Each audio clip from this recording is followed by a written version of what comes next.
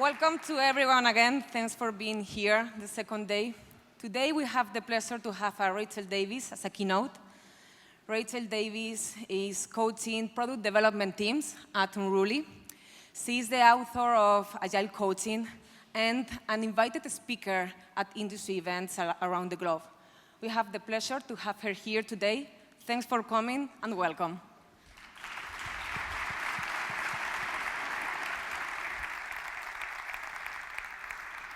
So, good morning, everybody. I'm very pleased to be here, and I hope that I have something useful to talk to you about. I work as a coach, and I work trying to help people to find ways to build learning into what they do. So I'm going to talk about how you introduce change, and also finding ways to build learning into how we work in our daily work. So, I'm hoping that from the people who were here yesterday, have you got some new ideas that you want to try? Is there anybody who heard something they're thinking, yes, I'm going to try this when I get back to my work? Anybody? Yeah, cool, okay. So, is this the reaction you're going to get? You know, you go in, you say, hey, I went to the conference, this is this new idea. Who's coming to try this idea? And everyone goes, yes! Do you think this is going to happen? It may not happen. So actually, you may be worried. You may be thinking, how can I position this idea? How can I present it to my colleagues? And in a way that they may actually try it, because so many times when we want to introduce a change, it's very easy to go back to your work and you say, hey, I went to a conference and I heard about this exciting thing. And people are like, oh yeah, we're not listening. Go away. We are too busy. And so what I want to do is to talk to you about ways that you can get people's attention, but gradually. So the very most important thing is to really think about the other person. So what is interesting to them? What do they want? What would make their life easier? When is a good time to talk to them? And really think to develop empathy with the people who you want to persuade to try a new idea. And there is this, I believe that everybody loves learning. So we like new ideas because when we learn and develop our skills, then we are able to do more things. We have a greater opportunity to try and have new experiences. But people are sometimes a little bit afraid. They are worried. So they would like to be able to do new things, but they are also a little bit scared that maybe they will not be good enough, or it will be hard work. So I have found, anyway, and this is just like, I found a list, 50 reasons not to change. It actually goes off the page. This is like the top area of the 50 reasons not to change. And many people have reasons why now is not a good time to change. But a lot of it is to do with their fear that they will not really be good enough, or they will feel threatened in this new environment where they will be trying to do something different. And as a coach, one of the hardest things I've learned over many years is that each single person that you work with has a different reason. So when you're coaching people, you really have to work one person, resolve their concerns, then the next person and resolve their concerns. And it's very hard to just go, here is the magic, everyone will listen to me all at once. Change happens really gradually, and you need to allow people time. So I tried to find a Spanish version of this. I don't know if there is on the road a sign that says lento or slow, but the important thing is that there is no rush. when you're introducing ideas. You may feel like, oh, I have the exciting news, it must happen now. Slow down. Go at the pace that the people you are working with feel comfortable at. Don't rush people. It's better to bring everybody with you than to have a few people who are happy and a few people who are not happy, and then you have a lot of arguments. So I would recommend to go much more slowly than you perhaps hope.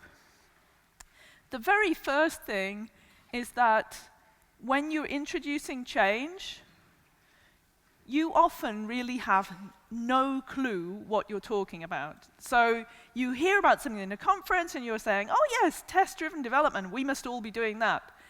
You have to really spend time learning how to do test-driven development. You have to think about how it will work in your environment.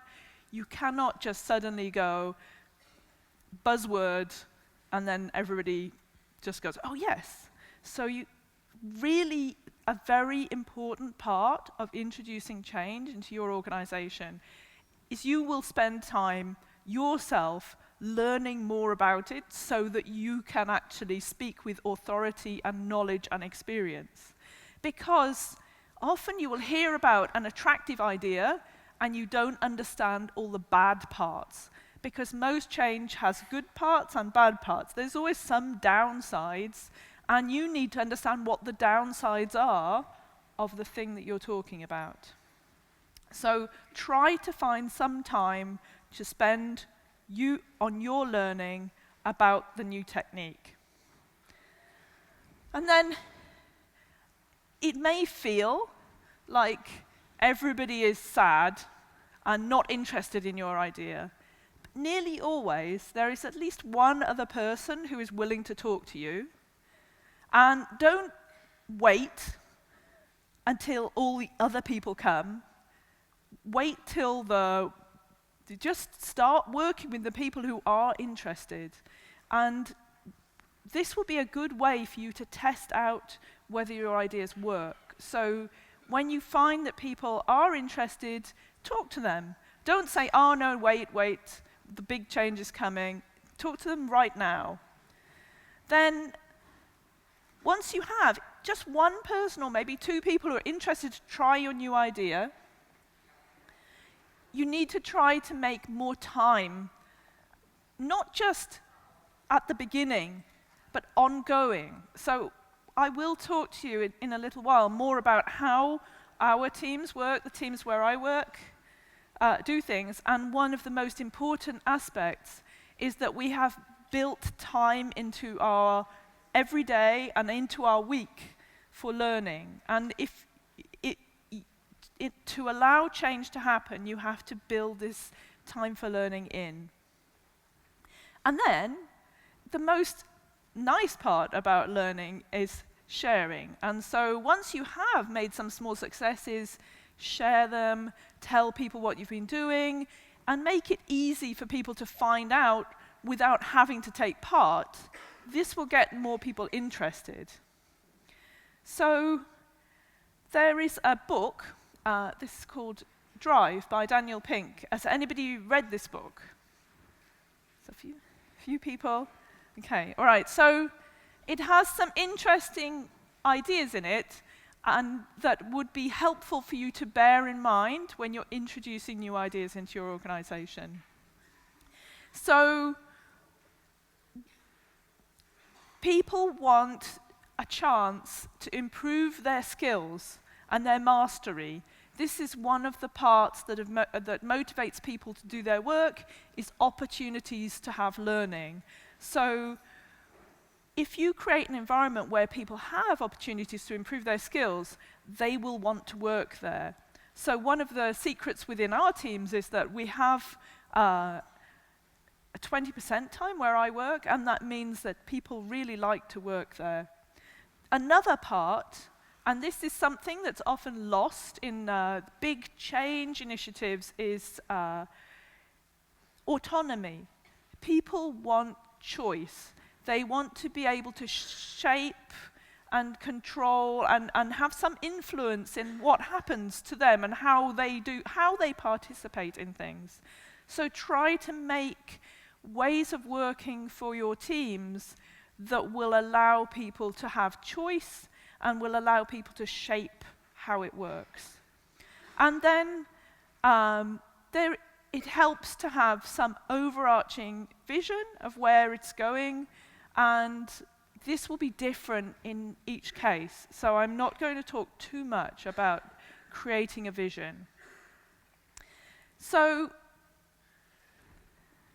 it's very tempting, once you get a lot of knowledge about something, to be the expert. But then you quickly become a bottleneck. Everybody's coming and asking you questions. You can't be everywhere at once. So it's hard. So I really encourage you, when you have built up some skill and knowledge about how to do a new technique, make sure you share it and get it out there. Do not be the only one who knows how to do something. Always try to share. And this means also you are trying to create an environment where there's more equality and, again, more choice, and other people are driving a change. So it's very important, really, to make sure that other people have a chance to get involved. And in fact, even though you are tempted to think, well, I was the person who went to that conference, and I was the person who learned about this idea, so I should get the credit. It may be more successful if other people get the credit for introducing the ideas. Doesn't have to be you, doesn't have to be your name on it. I wonder, does anybody have in their organization some people who are skeptical and critical about and loudly complaining about something that is new? Anybody? Yeah, okay.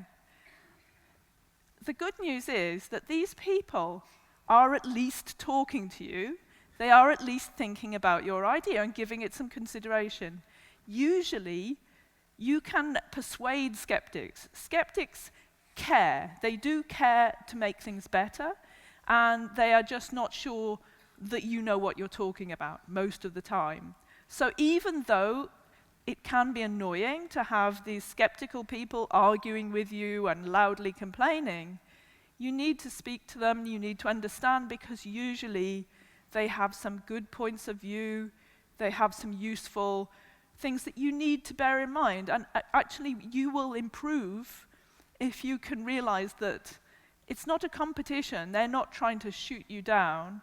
They are really trying to help. And if you look at people who are skeptical from a point of view of, that's very helpful, they're, instead of, you are a threat, go away, then you will have a greater chance of making some success.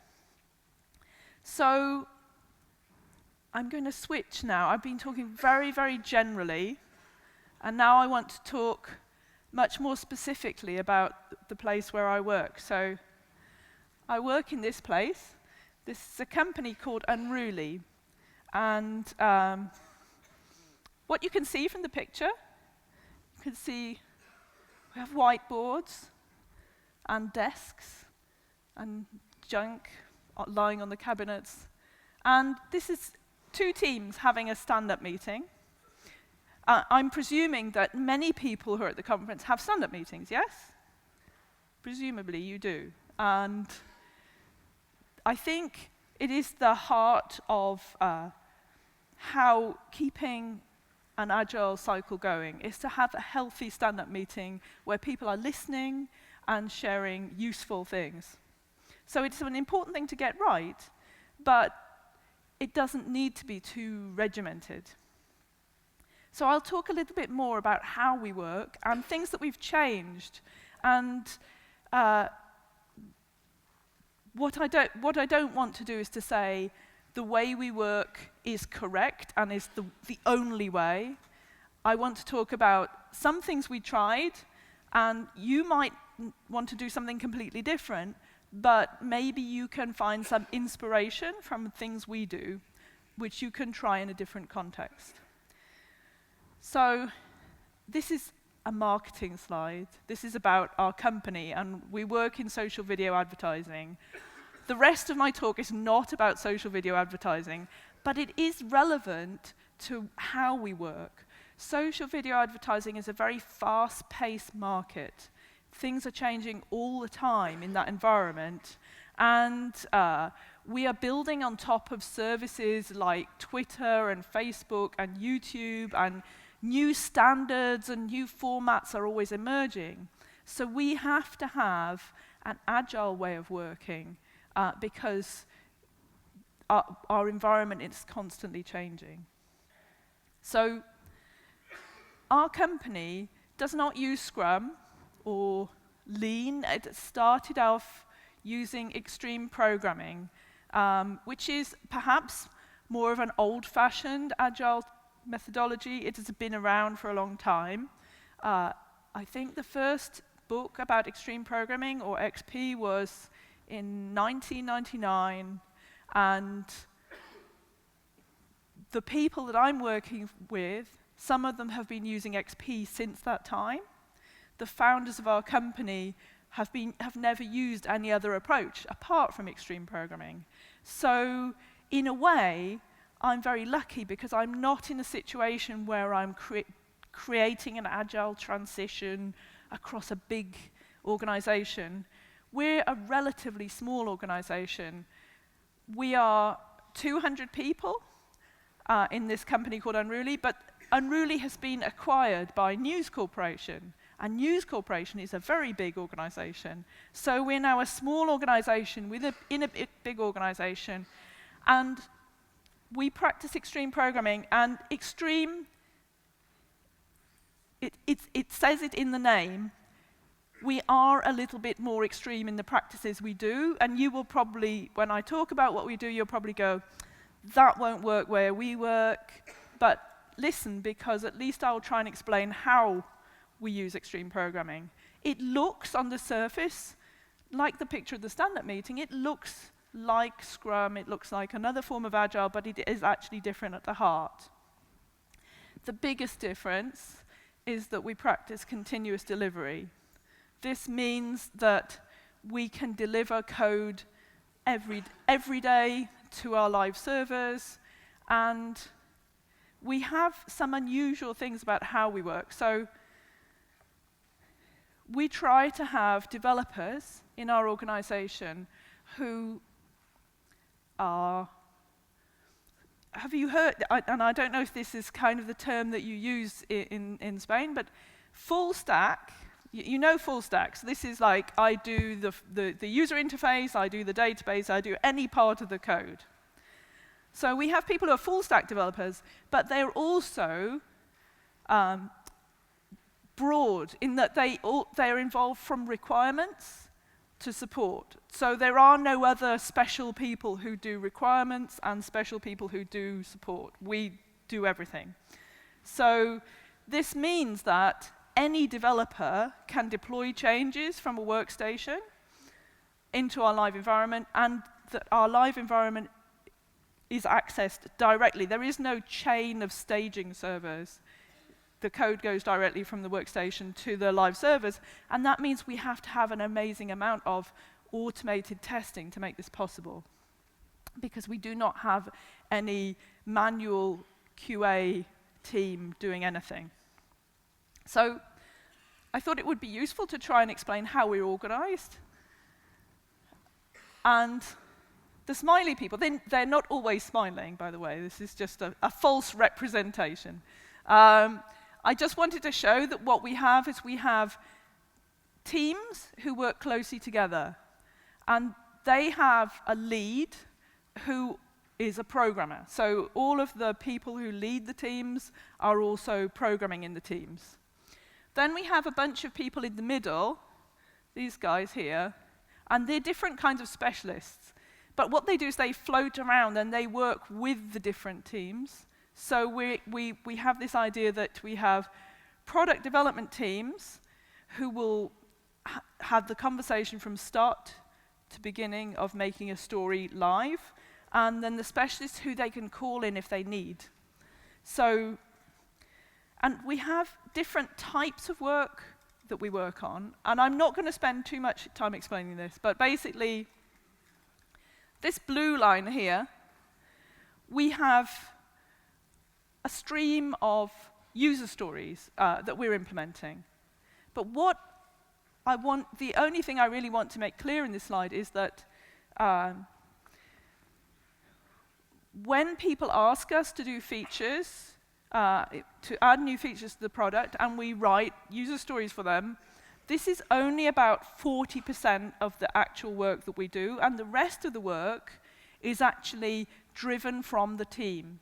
So we go to the stakeholders and we say, we have this amount of capacity to do stories, and we work out what the next story for the business is, but the rest of the time, we have a lot of other important things we need to do, which are outside the kind of classic agile planning process.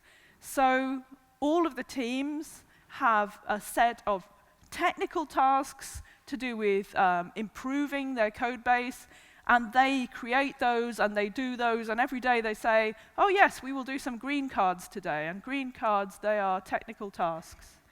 We're also working on various aspects of shared infrastructure, so this stuff on the side, which we work with a specialist to work on.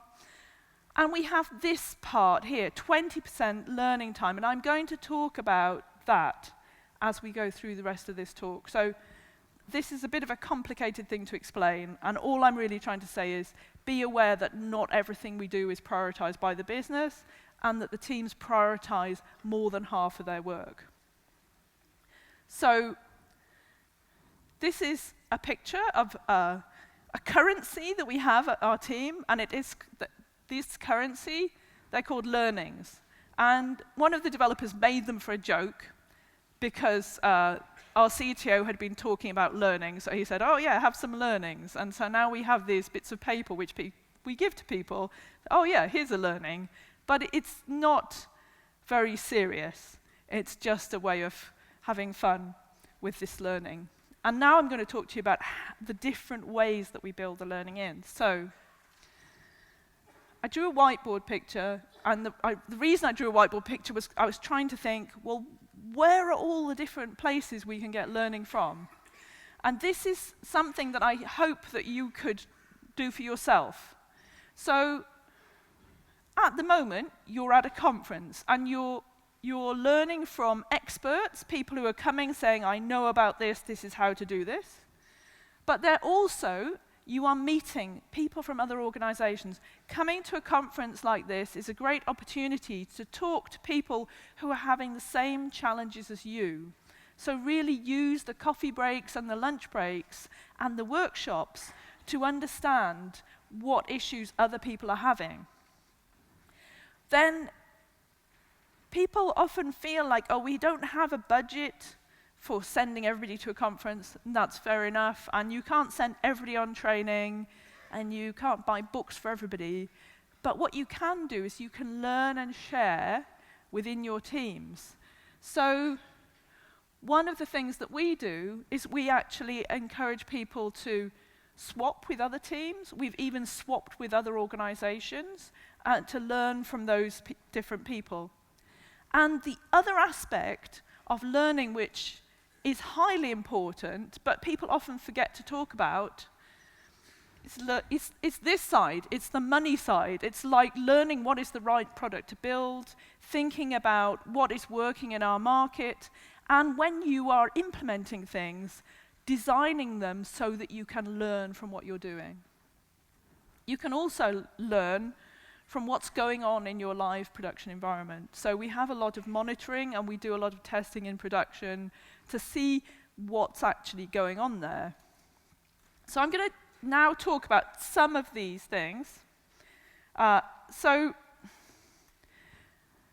firstly, a core part of extreme programming, and something that you can't do extreme programming without, is pair programming. So all of our code is written by at least 2 developers, because we now don't just do pair programming, we also do something called mob programming. Pair programming is where 2 people work at the same workstation, and they are both thinking about the code, and they are discussing it and changing who is typing. But what we do, which is, because we are extreme, we also swap the people who are working so that every day you're working with somebody different within your team. So the teams are not huge. They're, 6 developers, maybe 8 developers, but usually most teams will have 2 people pairing. 1 pair usually on a story, and another pair on some infrastructure or technical improvements. And every day we swap people around. And that's what we use our stand-up for. So our stand-up is less about where are we with these tasks. Very often we only have 1 or 2 stories in progress, and the rest is just to discuss who should be pairing with who and what other things we need to do. We've also started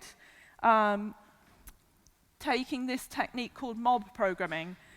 I need to turn around to try and point at the picture to explain. So let me see. These guys with their backs to you are in a mob. There's one large screen to this side. The mob are looking at the code in bigger text there. And this guy over here, he's the person driving, the person typing. So the only person who has the keyboard is him. And what we do is we run a timer written by this guy over here, Jarhead. And what we do is we swap round every 10 minutes. So we have some people who are in the mob. Every 10 minutes we swap, so somebody else is driving. The people who are mostly talking are the mob, and they are discussing and thinking in the very similar way to pair programming, what to do next. And we do not use this technique on everything we do, but it is a really good technique to use on more challenging pieces of work, or pieces of work where people actually everybody needs to understand and agree how we approach it. So this is something, normally every day there'll be maybe 1 or 2 mobs that are running and some pairs that are running, and also people who are doing solo work. Another practice that we do, which is not a normal practice, I guess, is we have this meeting which is called a strand-up. So this is not a stand-up like what's the progress of the current iteration or what the current piece we're doing. It's a daily news, and it's actually a news about research. It's about, is there anything new that about all of the pieces of work we're researching that will mean we need to create new stories? So we don't have a business analyst team. All the developers are doing the research, and every developer has some research that they're looking into. So this is the time when we share it, and again, I need to point out what's happening because it isn't very obvious. It just looks like some people standing here. There's actually 2 sides. So sometimes we call it the firing squad. It's not a very friendly name, but if you have some news, you go to one side, and if you are just listening, you go to the other side. So if there's only 2 people, we know there's not much news, and sometimes there's quite a lot of news. But then this guy here, he has a mobile phone. What we do is we pass the mobile phone around between the people who have news, and we make a recording. So this is why it's called we have a strand cast, so we have a recording that gets emailed out every day and goes to a wider set of people who are not there. So if I'm here today and I'm not in London, but I can listen to the Strandcast and I can find out the daily news. So it's an interesting thing we do, and it lasts for like less than 5 minutes, but it's also a really good way to make sure we all break for lunchtime at the same time. So after Strandcast, everyone goes out and has lunch, and we come back. So this is a kind of a practice which you wouldn't find in a book, but it is something that we try and we find is very useful for us. So I'm going to talk a little bit about gold card time, And gold cards are this 20% time that we have. Now, we're very lucky. We did not have to persuade anyone to give us 20% time. The founders of our company founded the company with everybody having 1 day a week for learning, and that has been the case. The company's been running for 9 years, so it's not something where we've had to introduce it as new. But it is something we need to make sure that everybody uses. Imagine if you had 1 day a week for learning and you didn't use it. So one of my jobs as a coach is to ensure that people really do take this time for learning and that they do learn something and they share their learning. Now, again, I'll explain the photograph. So this is Benji. He doesn't always wear a Viking helmet. And in fact, now we lost one of the horns, so it's only got one horn in it anyway. It's a speaking token, and everybody passes it around. And on a Friday, we have some beers, and we pass this around and say, what did you learn on your gold card? What did you learn in your 20% time? And it's a time for sharing. So again, if you remember near the beginning, I was talking about how to build sharing. You need to have some sharing rituals in your organization. We do other things that you would recognize as agile practices. So retrospectives, we have retrospectives. And we use post-it notes and pens, like normal people use in retrospectives. There is one difference, and I think it's something that we do that's quite unique to us.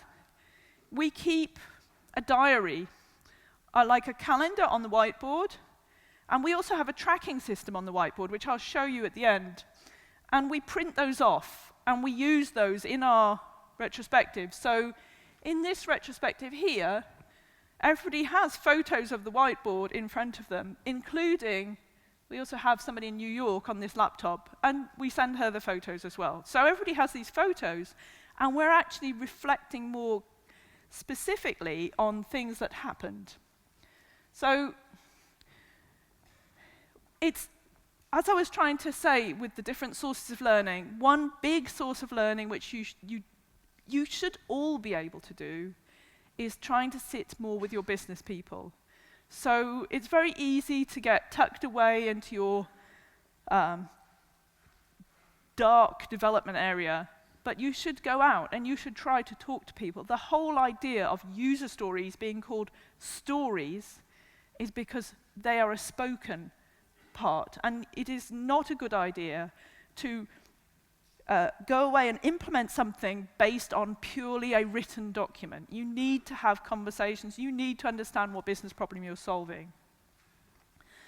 And then we do learning dojos. So this is a bit like mob programming, but we usually run them around new technology.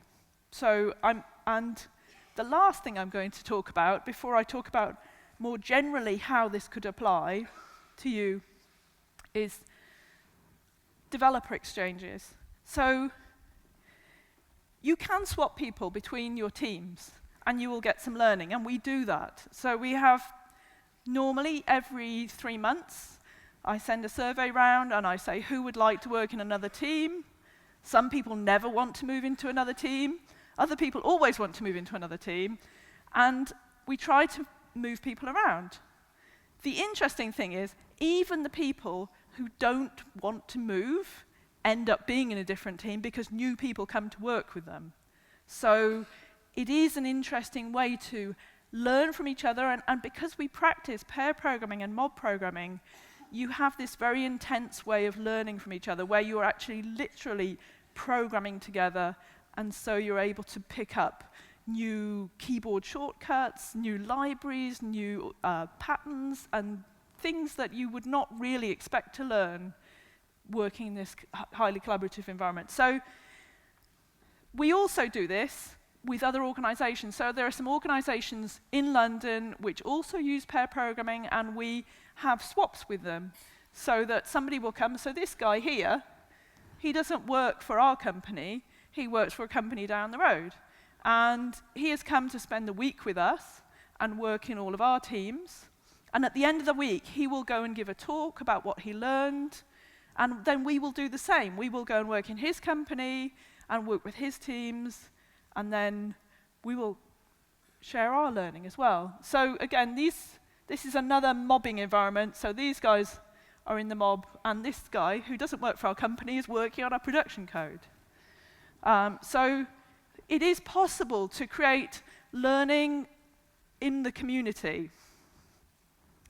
So I wanted to try to talk to you about what makes this stick. How do we keep embedding these learning practices? And the most important thing, and this is actually, although this is a picture of two of the guys in the team who clearly love each other. This is Arbor and Alex, and one's a product manager and one is a developer. But they work very closely together, and they care about what they're learning, and it is really, really important from a coach's point of view to keep good relationships between all of the people who are working together, but also to care that they're actually learning and feeling happy. So my job as a coach is to work with each of the people in our department, in our product development team, and to understand if they're feeling happy, if there are things they want to try, and to encourage them to actually try those things. And it seems like it's a very simple thing to just encourage people to do the things that they want to do, but it is a useful thing because a lot of people, they have so many doubts about whether they will be able to implement their idea, and it really helps them to get started just to have one person to talk to who can say, oh yeah, that might work. Why don't you try it? You could mention it at the retrospective, or you could do a gold card on it. You could share this. And my job is really to create an environment where people feel comfortable to make experiments, because experiments are the basis of learning. The other thing, and this is another tip, is to create systems that don't require you to operate them. So, and when I mean systems, I mean ways of organizing our work. So, I'm not in London, I'm in Madrid, and that means that things should still happen without me. And that the way to achieve that is to create a way of sharing responsibility for organizing things. So we have lightning tech talks that happen every 2 weeks, but each time somebody else organizes them. We have a format and we understand this is what the organizer has to do, but it's not always the same person who has to take the responsibility to make it happen. So one thing that you can think about is, are there ways, if you were the only person who makes sure a thing happens, are there ways you can create a checklist of what you do, and then are there ways that you can get other people to take turns? For example, I started a meetup in London called Extreme Programmers London, and initially I was organizing it. But now I don't even have to go, which is great, because then I have other things I want to do on a Monday evening. But it means that the other people have the checklist, they know what to do, they can organize it, and it still happens. So you don't need to be that bottleneck, the person who makes everything happen. Try to create a system where people can take turns. And then there is this, I talked about what we used to print out into the retrospectives. So this is what we call hieroglyphics. And you may not be able to understand what it means. It's for the team, by the team. So it's the team want to ensure that they take their 20% time, their goal card time. So these stars, those are their 20% days. And everybody wants to have 2 in 2 weeks. So we use this to, every day, we'll write the symbols on just for one column. This is the days of the week. This is the column for today and then the next day. And then the symbols represent what the people in our team need to be doing on that day. So these shapes with the dots, they're mobs, when they've got like 3 people in or 4 people in. And then there's the sunshine, this is when people are on holiday. These, it's supposed to look like a hammer and a nail. This is technical tasks. These are meeting days. And these are research days.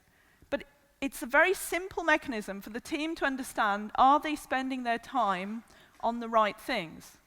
And what we can do, I mean, I can make a pie chart out of this. I can go, yes, we spent exactly 29% on research and 15% on support.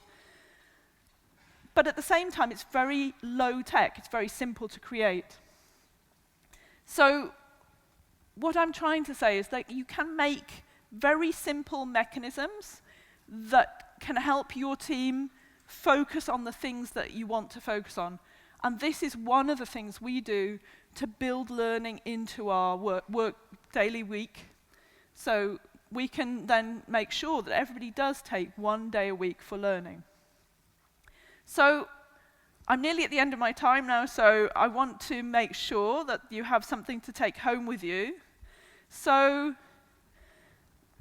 think about what you've learned at this conference.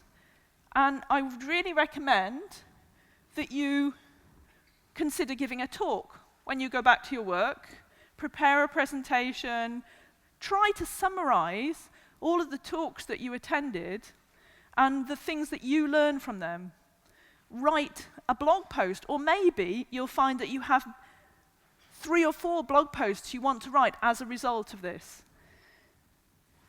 And also, not just summarizing what you heard, but also try to learn. Spend some time learning even more about a thing that you don't know. So I'm sure you had plenty of book recommendations.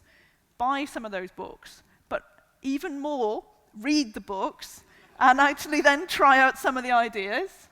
And then be on the lookout for when you can talk to other people. So maybe you do a presentation and a few people show up and they listen and then they go away. But talk to people at any opportunity. So talk to people when they're having coffee, talk to people when they're having lunch, and keep talking. And eventually you will find somebody else who's interested enough to try this out. So what I encourage you to do is really to share what you've learned and learn more. So I think I'm nearly at the end of my time, so I'm going to say thank you very much